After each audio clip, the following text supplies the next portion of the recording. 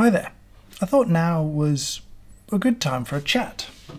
I'll admit that this video is a little inspired by MKBHD's video with a very similar title, because I realized I'd never really talked about the kind of process and ideas behind me reviewing stuff on this channel. So I kind of want to start there. Now this is not, I hope, a pure review channel. The goal is to certainly do reviews, but mix it in with recipes, with techniques, with just kind of interesting stuff, little history lessons, anything and everything to do with coffee. But reviews do play a role in that. Now this isn't about promoting my Patreon. I do have one, and it gives me a great budget every month to buy whatever I want to buy.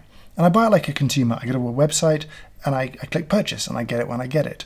I don't take freebies from manufacturers. I don't take loan units from manufacturers.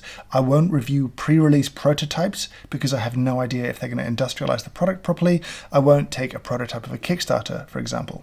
In addition, I won't really skip the queue if there are pre-orders or wait lists for products, because I just don't think it's fair on the people already in that queue. I will buy equipment and try and give you an objective, honest, ideally helpful review about when it might work for you, when it might not, who it suits, who it doesn't suit. That's the kind of goal with the review stuff. And at the end of it, I give it away because I have enough stuff in my life. I don't need more stuff. On the occasions that I keep the thing, I'll just buy a new one for whoever would typically have won that thing in the giveaway. I've been in coffee a good long time, and I've worked with a lot of different companies, and I have a fair few conflicts. For that reason, you will never see me really review commercial espresso machines, because I work with a manufacturer of commercial espresso machines, and that is a massive conflict of interest. It's never going to happen. I'm never going to talk about La Marzocco's espresso machines. I'm never going to talk about Simonelli's espresso machines because I have a vested interest in their success. So, I'm just not going to talk about Slayer, no Chimberley, no nothing. That's just not going to happen. If there is ever any kind of crossover into commercial stuff, I'll be very clear about my conflicts of interest there. Again, as I'm involved in a coffee roasting company, I will never review bags of coffee, even if they're from places that we don't sell coffee, because ultimately, again, it's a conflict of interest. It just doesn't work. And I kind of think reviewing bags of coffee actually is not a particularly helpful thing to do for reasons we'll maybe cover in another video.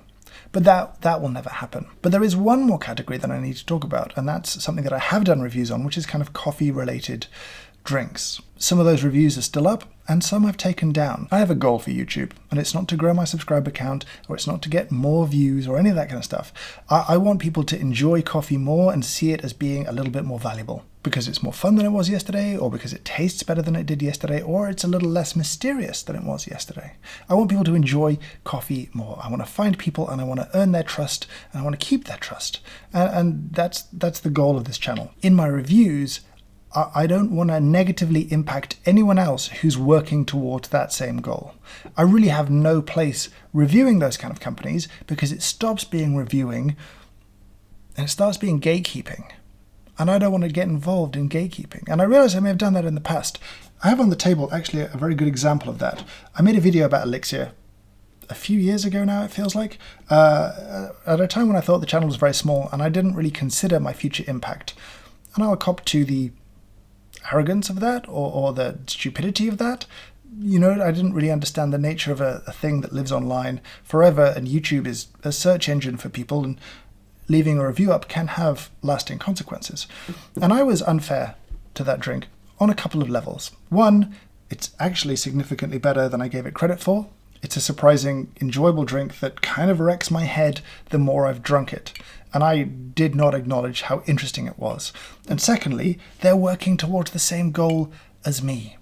In fact, anyone in specialty, ideally, who's genuinely pushing in that same direction, I should not have a bad word to say about. We need a diverse range of opinions and ideas and approaches to this same challenge of getting people to enjoy coffee a little bit more, getting people to embrace coffee just a little bit more.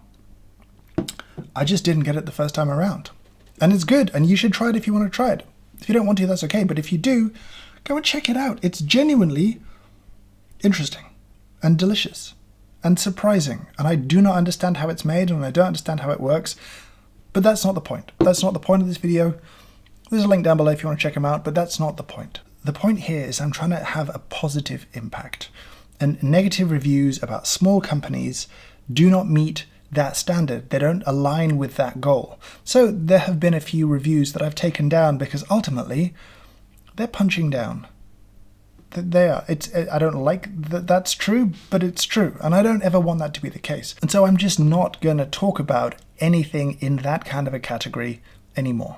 If it is a giant company and I'm punching up, that is fair game. The fact that Coca-Cola are putting coffee in there and releasing it everywhere, the fact that Pepsi are doing the same thing, I cannot wait to get my hands on those drinks and recreate the Pepsi challenge, because I can't punch down onto Coca-Cola.